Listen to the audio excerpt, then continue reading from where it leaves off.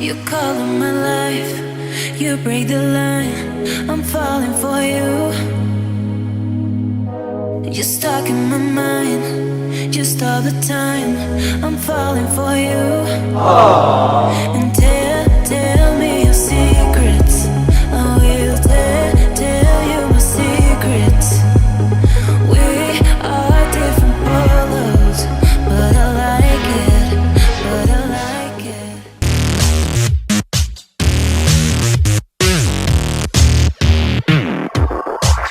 Alright guys, just packed up our things and we're now ready for day 5 in this trip here in Siargao Island. We're going to Corregidor Island with Pinoy Travel Freak.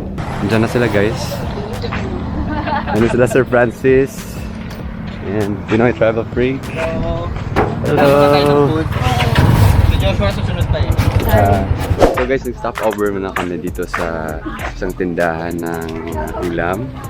Ayan, bili kami ng ulam para mamaya dun sa Corregidor Island. So yun guys, bumili na muna kami ng mga foods ngayon dito kasi mamaya kapag dun sa Corregidor Island wala kami makitang mabilhan ng mga pagkain. So yun, kasi parang remote island siya guys, hindi siya ganun karaming population dun. So yun. Ang isa, gibay na tikane o gatong. So guys, we're already here in General Luna Island Hopping Water Sports Activities. So magpaparegister kami dito guys bago kami makapunta doon sa Corregidor Island, and I think dito na rin kami magbabayad. Register muna kami bago kami proceed doon sa Corregidor Island. And of course, temperature check. And guys, after yung mag-register, babayad kayo ng 50 pesos each. And guys, tapos na kami mag-register and we are ready for Corregidor Island. This is the place that they call Boulevard. Tignan nyo guys, gano'n ka-clear yung water dito guys. Dito pa lang sa port nila, sobrang linaw ng tubig. So and guys, I'm still with Daisy, Pinoy Travel Freak, and Joshua, and Sir Francis. Tignan nyo guys, video dong, video. Hi, say hi. Hi. Tignan nyo guys, naliligo sila dito sa port. Sobrang linaw at sobrang linis kasi ng tubig. Sige, layat. 1, 2, 3, go! Wow! Galing! Bye!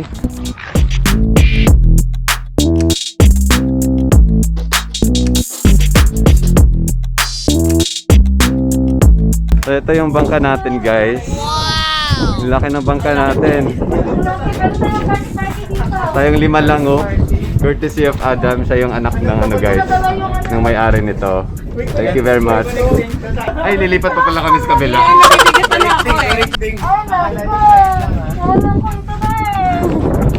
Inulokon niyo ko. Kala namin guys, ito yung magiging bangka namin. Kaming 5 lang. It's a prank. And guys, tatawid po pala kami sa kabilang bangka. It's a prank pala. Ayun, yun pala yung Sean Cruises. Sinasabi ko kanina guys. Gusto niyo silang i-contact. Ready here. You have some safety life vests for us. Just in case something happens. Have you ever met someone you could not get my dad?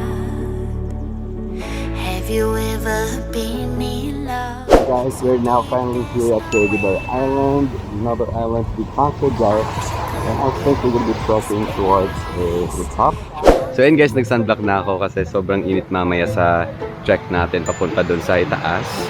And ngayon guys, nasa cottage muna kami, dito muna kami magla-lunch kasi mga around 11 AM pa ngayon, so medyo mainit-init pa. So yung balak namin, kakain muna kami ng lunch para may energy kami mamaya doon sa taas pag-akyat namin dito sa Corregidor Island. Kasi nakita namin guys, sobrang Instagrammable dun sa taas and sobrang ganda ng view dun guys. So ayun guys, naghubad muna ako kasi naglagay ako ng sunblock kasi sobrang init dito guys. So ayun, naglagay din ako ng sunblock dito sa mukha ko para ma-maintain natin yung kagwapuhan natin. Joke lang. Joke lang guys, hindi naman tayo gwapo. Hindi tayo gwapo. Nalagyan ko na ng sunblock SPF 50. Courtesy of Daisy, binigyan ako ni Daisy ng sunblock. So yun, SPF 50 guys, so yun, kailangan talaga ng protection sa balat kapag magta-travel kayo kasi sobrang init talaga ng araw guys. And yun, So mamaya guys, pupunta kami doon sa itaas. Magte-check kami. Kung nakita nyo yung mga post sa Instagram, yung about sa Corregidor Island, yun yung pupuntahan namin guys. Isa siyang view, isang mountain view siya guys, na sobrang ganda ng land formation doon sa taas. So yun yung hinahabol namin dito ngayon. And ngayon, dito muna kami sa mga cottages nila. Nag-rent kami ng cottage guys worth 350 pesos. Pwede nyo nang paghati-hatiin yun. Kapag marami kayo sa group niyo, mas makakatipid kayo guys. And sa ano naman, sa tour guide naman, papunta dun sa itaas, dun sa land formation dito sa Corregidor Island, is it would cost 350 pesos din. So yun, dito muna kami magtatambay, magre-relax bago pumunta doon at sasabak doon sa trekking na sobrang haba guys. It would roughly take 30 to 40 minutes bago makarating doon sa tuktok dito sa Corregidor Island.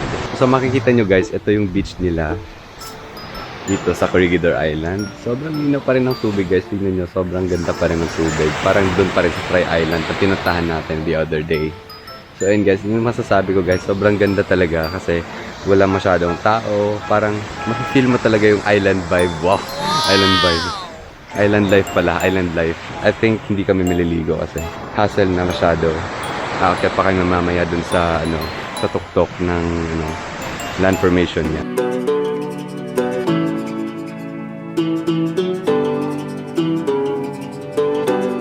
My heart is beating. I know the pieces. We're here at Corregidor Island. Corregidor Island pala. Corregidor Island. Corregidor. Sa may pronunciation. Sa may pronunciation gina na yun? Corregidor Island. Hercules? Picture na? Okay. Picture.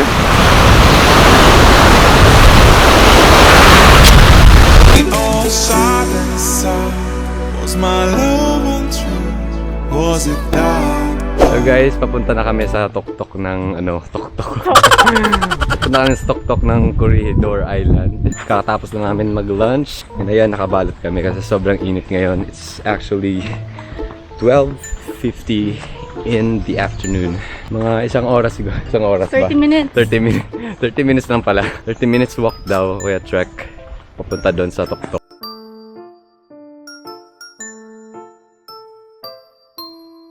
So ayun guys, nakabalot na ako. Pupunta na kami dun sa taas. Akit na kami pero nagbabayad muna kami dito ng 30 pesos for the ano nga to? Environmental fee. For the environmental fee. Bayaran namin 30 pesos dito and register muna dito sa ano nila. So no tour guide, no hiking dito guys. So kailangan yung mag-ano talaga ng tour guide guys. It's gonna cost you 350 pesos pero sa group na yun guys, pwede nyo lang magpagati-hatiin yun para mas makatipid kayo. Kung marami kayo sa group ninyo, makatipid kayo guys kasi 350 So, pesos dalhin na. na isang barangay nyo guys. Para makatipid. Ito na yung simula guys. Alright. Guys. Wala pa nga eh. Buka na agad, wala pa nga. Ayun guys, sabi nila maganda daw sana mag-spend ng sunset dito kasi maganda yung magiging view doon sa tuktok pag sa sunset. Pero hinagahan lang namin kasi baka gabihin na rin kami and mahirapan kaming bumaba. Ayun yung mga tourist Tourist guide. tourist guide. Ayun yung Mga tourist guide. ayun yung mga guide namin guys. Nauna na sila.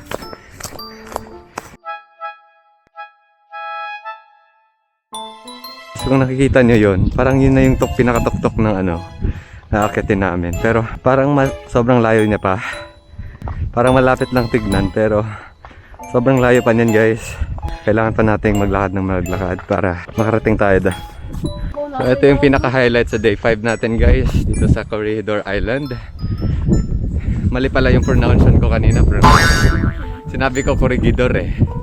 Dapat pala Corregidor. Corregidor Island. Oh, look at this place guys. This looks really beautiful up here already. Wow! Wala pa tayo sa tuktok guys ha.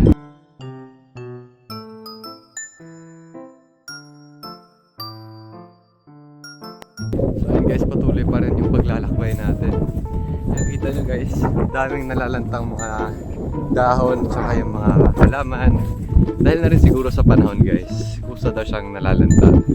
So yun, maganda rin siya tignan guys, oh. Pwede siya pang Instagram. Tsaka guys, hindi naman siya masyadong matirik yung dadaanan papunta dun sa ano, sa tuktok talaga.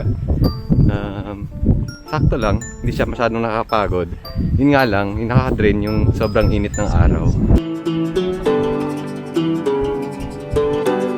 My heart is beating. I know the pieces. Which one is So broken? guys, ayan si Sir Gabo. Nakikita nyo guys, yan yung isa sa mga pinaka-instagrammable na ano, part dito sa tuktok ng Corregidor Island. So ayan guys, nagpipicture-picture sila ngayon dito sa isang nakabend na palm tree o coconut tree.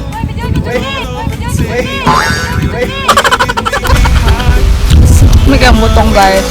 Mag-rest lang sa amin dire kay eat kayo. Ay, may palapag sila yun. Mga palupad yun ay. Ngayon akong clips nila. Wala kami kutsara guys. Walang gisis magkit sa mong daliri. Oh, amazing! You have no answers. Matapos yung buhol. Can't leave you, leave it behind. Someone will Breathtaking view guys, look at this. Look at the background guys. Very beautiful. This is breathtaking. Wow. What a beautiful silence. Was my love untrue? Was it that bad? So guys, we're finally here at this place that they call Little Batanes. Tignan nyo guys, ang view sobrang ganda. Wow! Parang nasa Batanes ka talaga guys. Wow! Sobrang green guys. Doon sa unahan naman guys, yung pinakita ko sa inyo kanina is nasunog kasi yung part ng ano, ng bundok. Kasi dahil rin siguro sa napakainit na weather, so sabi nung guide namin baka sa summer pa daw magiging green lahat ulit ito. So mas maganda sana guys kung naabutan natin yung puro green yung bundok. Pero ito guys, sobrang sulit na talaga guys. Woo! Sarap sa pakiramdam. Layo ng nilakbay namin. Wow! Layo ng nilakbay. Joke lang. Mga 20 minutes lang siguro guys yung ano, paglalakad namin. Kasi para sa akin hindi siya masyadong nakakapagod. Hindi naman kasi masyadong matirik yung bundok. Like parang plain lang siya. And konting akyat lang. Parang ano lang. Hindi ka masyadong mag-effort na umakyat. Yung nakaka-train lang guys is yung ano, yung init ng araw. Kailangan nyo talagang tiisin kung gusto nyo makakuha ng magagandang shots para sa Instagram ninyo, kaya para sa vlog ninyo, para sa TikTok, gano'n. Kaya yung mga pang story na mga videos ninyo. Yun.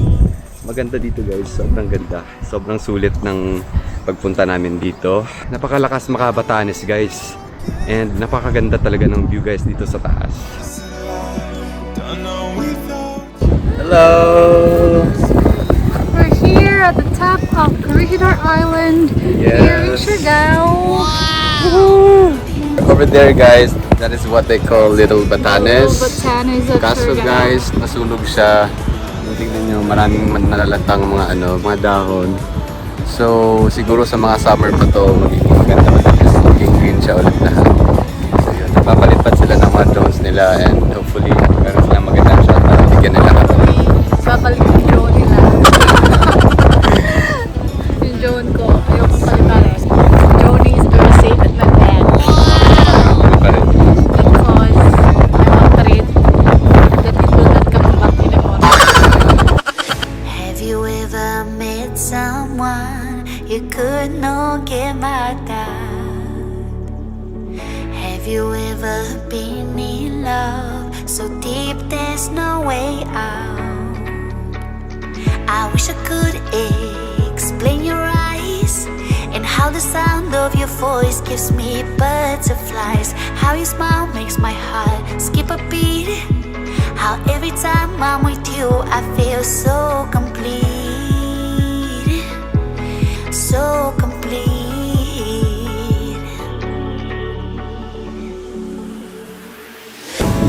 So guys, pauwi na kami and pabalik na kami dun sa cottage na ni-stayhan namin kanina, dun sa tapat ng beach.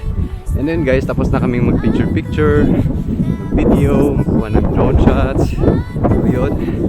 Kasama ko pala yung guide namin na si Kuya. Ano pangalan mo, Kuya? Dodong? Si Kuya Dodong, guys. Dun pala, dun sa part na yon, dun kami kumuha ng mga buko juice, mga buko. Walang bayad yan, Kuya, no? Walang bayad yung ano. Walang bayad yung mga buko juice na iinumin nyo, guys. Kasi wala naman daw nagmamayari to.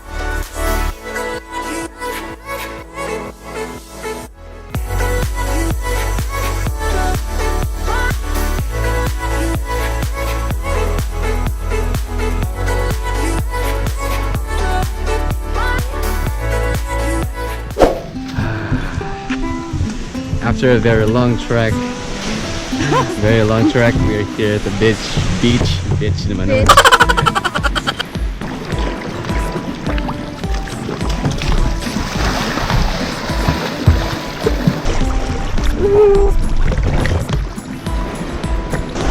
Nagwan, ay lumot. Ganyan. Tugaw. Oh? Binas yung ano, yung tuwing, yung beach. Nang bus agad sa beach. Tingnan mo. Iba pa rin kasi doon sa ano, Thai Island, no? Malinaw doon, pero maganda pa rin. Very fine white sand beach pa rin.